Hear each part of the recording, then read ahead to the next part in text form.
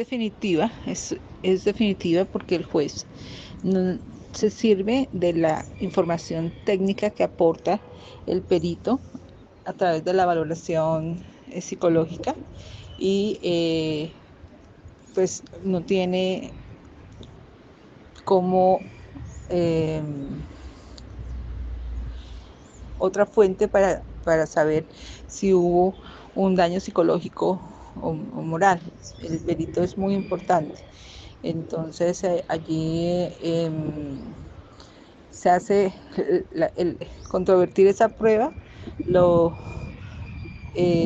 lo hace la contraparte, por ejemplo, en una responsabilidad civil por un daño moral en virtud a, a la afectación moral que tuvo el perjuicio. Entonces el psicólogo determina el grado de afectación en la calidad de vida por estrés, ansiedad, depresión, insomnio, las consultas, el reflejo de la situación emocional y la alteración en el equilibrio emocional de la persona. Eso lo tiene en cuenta el juez para cuantificar el monto del perjuicio, ¿sí? La contraparte puede aportar, puede objetar el dictamen diciendo que, por ejemplo, el, el, la persona que emitió el dictamen no tiene las calidades debidamente acreditadas, por ejemplo, que no aportó la matrícula profesional o que no tiene la experiencia suficiente, o puede objetar si es descalificar o tratar de que el juez no tenga en cuenta el dictamen, ¿sí? Pero normalmente las personas que hacen dictámenes son personas que ya tienen pues una solvencia, una experiencia y en todas las áreas de la ciencia, de la técnica, el peritaje es una prueba fundamental para que el juez valore la situación y tome decisiones. En el caso de Giovanni, aportamos la valoración del psicólogo que lo veía a él y del psiquiatra, donde se hacía el reporte de que en esa época hubo más, cuál era la situación de él, los medicamentos que le dieron, cómo se alteró su proceso de ansiedad y eso, y cómo eso afectó su calidad de vida. Entonces, en el fallo, el juez estableció que efectivamente había sufrido de ansiedad, de depresión y de alteración y condenó por daño moral. Si uno no aporta esa prueba, pues no le creen, no tienen fundamentos probatorios para decir si eso es así, ¿sí? Entonces, en ese caso, por ejemplo, que es civil, de responsabilidad civil, eh, tuvieron en cuenta el dictamen del perito para decir si hubo un daño y condenaron, hicieron una condena por daño moral, que es importante.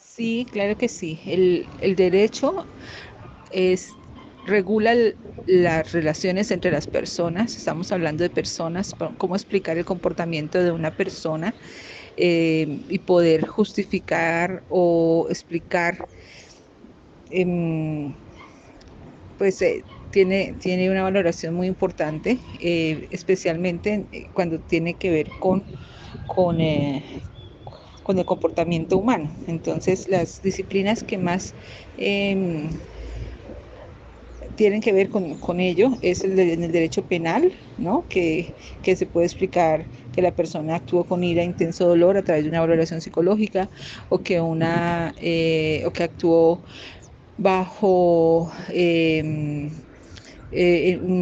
un estado de alteración mental donde se enajenó mentalmente, no era la misma persona y cometió un hecho de manera que no era el mismo. Por ejemplo, en tema de responsabilidad penal es muy usado. En tema de responsabilidad de responsabilidad civil, en el tema civil, también podría establecerse a través de una valoración psicológica, eh, las circunstancias en que se celebró un contrato, por ejemplo, en donde la persona estaba tan afectada emocionalmente por la pérdida de su ser querido que firmó los documentos sin ser consciente de lo que estaba firmando, y entonces eso genera una alteración a su libre albedrío, a la voluntad, que es un elemento fundamental a la hora de celebrar un contrato. Su voluntad estaba alterada por la situación emocional que esta persona vivía, teniendo que probar pues cómo era eso, y cómo se prueba es a través de una valoración psicológica, ¿sí?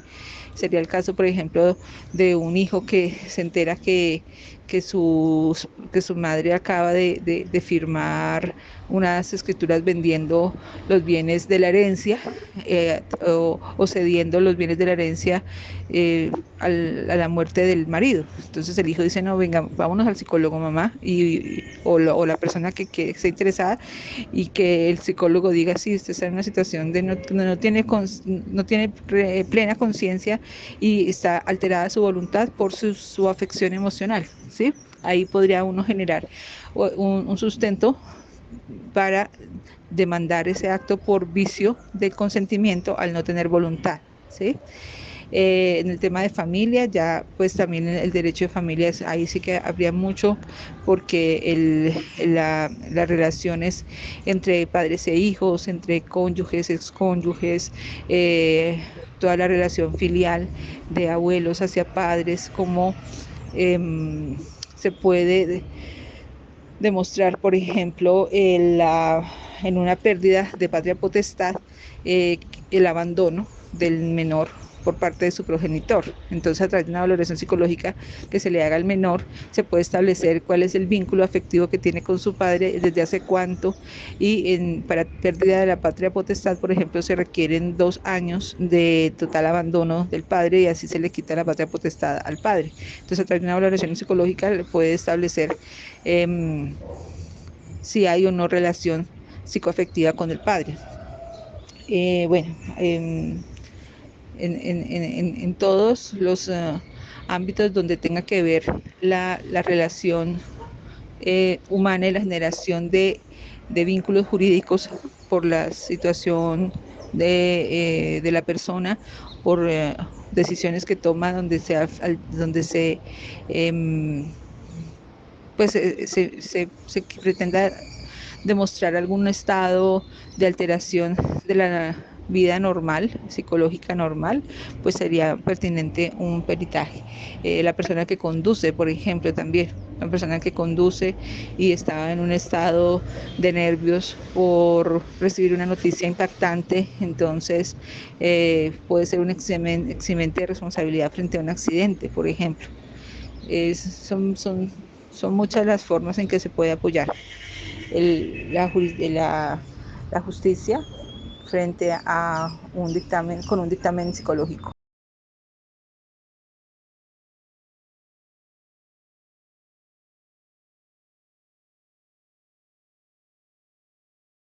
El campo civil del derecho regula las relaciones entre las personas. Entonces hay varias ramas. En el ámbito familiar hace parte del derecho civil, el derecho civil familia, que regula las relaciones entre esposos, padres e hijos, hijos y padres, abuelos, sucesiones. Los procesos allí son relativos al establecimiento de la paternidad, el suministro de alimentos de un padre al hijo, o de un abuelo hacia su hijo o hacia su nieto, las relaciones económicas que surgen entre la pareja al casarse, que es la sociedad conyugal, y su constitución y liquidación, las sucesiones, que son el patrimonio que deja una persona cuando fallece y cómo se distribuye entre sus herederos. Todo eso tiene un ámbito civil, familia. La otra línea es civil contratos, que son las relaciones entre los particulares en la celebración de contratos, que tienen que ver con la vida económica, comercial, compra y venta de bienes y servicios. En esto, básicamente, derecho civil, personas, familia, contratos, regula las relaciones de las personas entre los particulares como tal, diferente a el derecho civil, el derecho administrativo, que son las relaciones de las personas con el Estado, o del derecho laboral, que son las personas con sus empleadores, ¿sí? En el derecho civil son las personas individualmente consideradas. La cuestión que tiene con la psicología forense es que al tratarse de personas, las condiciones psicológicas, emocionales, la afectación moral que tiene la persona en todas estas disciplinas, pues es importante a la hora de establecer derechos, vínculos, consecuencias por el cumplimiento de esos derechos. Así, en el campo del derecho contractual, por ejemplo, se hace una valoración psicológica de la persona que a sus 75 o a sus 80 años está suscribiendo escrituras para vender sus bienes y para establecer si tiene plena conciencia de lo que está haciendo o si está enajenado de su autonomía de la voluntad, si tiene alguna presión psicológica, manipuladora, además para que se haya alterado o tenga una situación psicológica como demencia senil, por ejemplo. La demencia senil generaría una invalidez de los contratos, ¿sí? Lo mismo para las personas que son declaradas que necesitan una asistencia porque son dilapidadores o son personas que tienen un menoscabo en su autonomía, como puede ser, se les considera incapaces para celebrar contratos y esa incapacidad se determina a través de un peritaje psicológico. Entonces las personas que no pueden ejercer su conciencia plena porque están afectados de manera psicológica, ya sea porque tengan alguna tara fisiológica o algún trauma o alguna, sobre todo se trata cuando tiene una discapacidad física, mental, sensorial, o cuando están en una alteración psicológica como dilapidadores. El Código Civil habla de los mentecatos, de los que tengan una declaración de incapacidad para tomar decisiones por sí mismos, ¿sí? Esquizofrenia, personas que no tienen el manejo del dinero. Hay varios conceptos que se pueden traer a colación y que serían importantes para que la persona sea declarada legalmente incapaz de administrar sus bienes, de celebrar contratos, de contraer obligaciones, ¿no? Incluso de casarse, de administrar una herencia, de ser, y para ello pues requiere de que se le nombre un curador, una persona que lo asista y lo represente para todos los efectos legales, para la celebración de contratos, que le administre sus bienes y demás.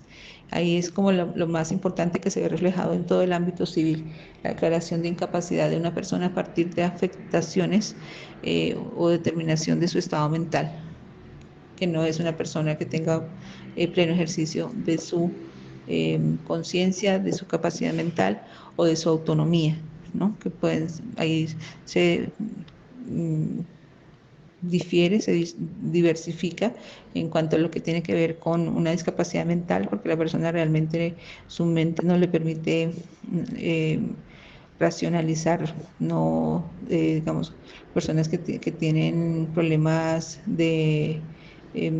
mentales como, bueno, no conozco los términos, pero que mentalmente son, por ejemplo, esas personas que siempre son niños, que siempre tienen una mentalidad de niños, mongolismo creo que se trata, o personas que ya por su afectación,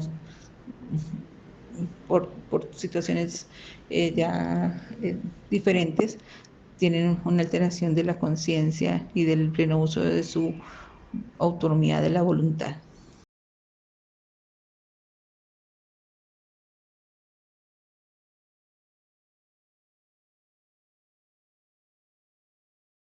Sí, he tenido trabajos con psicólogos forenses.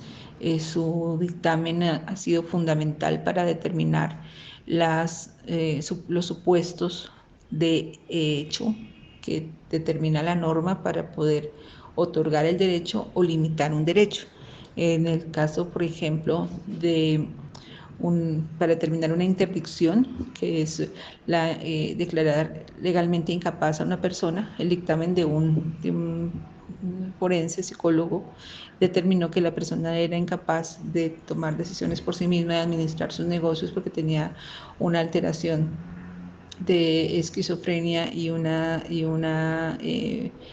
alteraciones pues de su psiquis que le impedía valerse por sí mismo, que debían mantener una vigilancia y una constante vida de relación asistida, que no podía valerse por sí misma para muchas actividades de su vida personal y mucho menos pues en la interrelación con otros.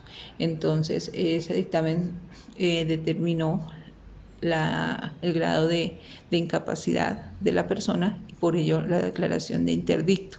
En otra oportunidad, el dictamen de un psicólogo forense estableció que la persona sí había sido afectada moralmente por la pérdida de su patrimonio, en tanto que al ver cómo se desboronaba su sueño de construir su vivienda por una arbitrariedad, eso generó pues todo un choque emocional que alteró su calidad de vida, le generó estrés, ansiedad, depresión, angustia, que ello pues le hizo merecedor de una indemnización por perjuicio moral.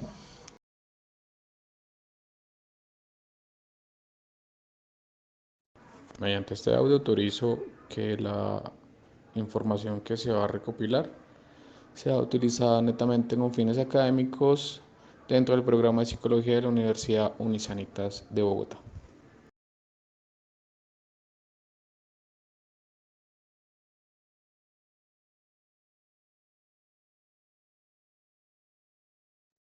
Eso realmente depende del papel que esté jugando el psicólogo forense dentro del proceso. Por regla general se tiene que el juez de conocimiento pues tendrá que hacer una valoración de los medios de prueba que fueron puestos a su disposición durante el transcurrir del proceso. El psicólogo forense dentro del proceso me puede estar rindiendo simplemente un concepto o me puede estar rindiendo un informe de base de opinión pericial, que sería un peritaje regulado por el artículo 415. Si es en este último escenario, tiene bastante peso ese informe, más si dentro del mismo no fue controvertido. Entonces, hay que analizar es en qué aspecto está la opinión del psicólogo forense y de qué caso se está hablando. No todos los casos son iguales, entonces eso pues, hay que entrarlo a analizar de esa manera.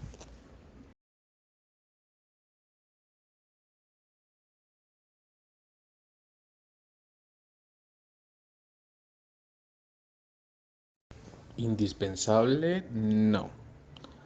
Mm, es importante, sí, pero indispensable no, porque precisamente pueden existir otros medios de prueba frente al tema que se esté tratando. Entonces, no necesariamente el psicólogo es el que tiene la última palabra y por eso no es indispensable.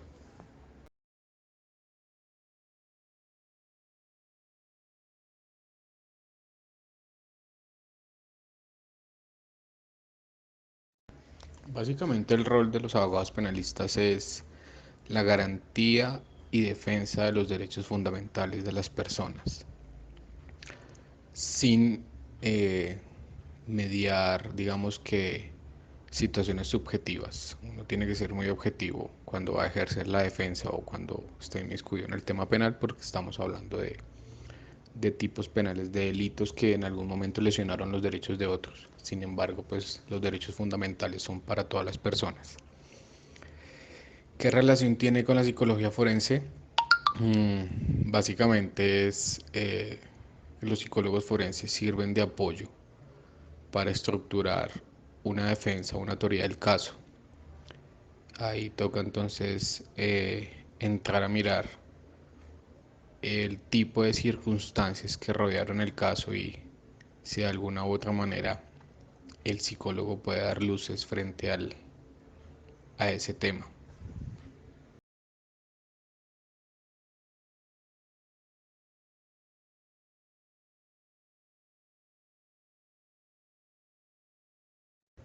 Ha sido buena, no me puedo quejar. He tenido las dos percepciones, he conocido psicólogos que trabajan desde la parte del ente acusador, desde la fiscalía, y he conocido psicólogos que trabajan en la defensa. Y considero que el rol es importante, como ya lo había dicho. Eh, lo importante ahí y lo que debe tener claro cualquier psicólogo forense es la objetividad frente al caso. No dejarse llevar por sentimientos, sino ser objetivos frente a lo que se les está solicitando. Y ser objetivos también con el abogado que los va a contratar. Eh, pues no solo está en juego, digamos que la carrera profesional en caso de que falten a la verdad, sino pues otro tipo de derechos. Entonces, pero en general ha sido buena.